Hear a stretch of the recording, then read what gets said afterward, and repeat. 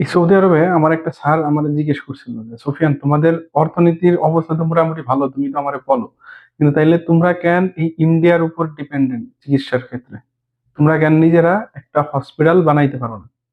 তা আমি সেদিন কোনো কিছু বলতে পারিনি স্যার, যে স্যার, আপনাদের ওইখানে যে হসপিটালের কস্ট, ওইখান থেকেও আমাদের একটা হসপিটাল করতে বেশি টাকা লাগে। আমাদের একটা পর্দা কিনা লাগে 65,000 টাকা দিয়ে।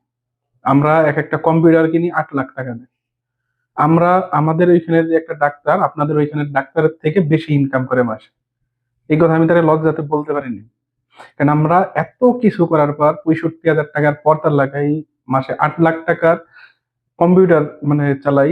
এরপরে ডাক্তাররাও মানে 2-1 ঘন্টা তারা এসে ডিউটি করে, পুরাটাই তো দিন মানে তারা গভর্নমেন্টের মানে ই করে, ডাক্তারি করে, দেখবে না এসে তাদের 2 ঘন্টা পাওয়া যায় না। তো 2 ঘন্টার জন্য তাদের এত মানে বড় একটা অ্যামাউন্টের টাকা দেওয়া লাগে। তো আমি তাদের বলতে পারি এই যে স্যার, আমাদের এইখানে এরকম এরকম মানে সমস্যা আর কি।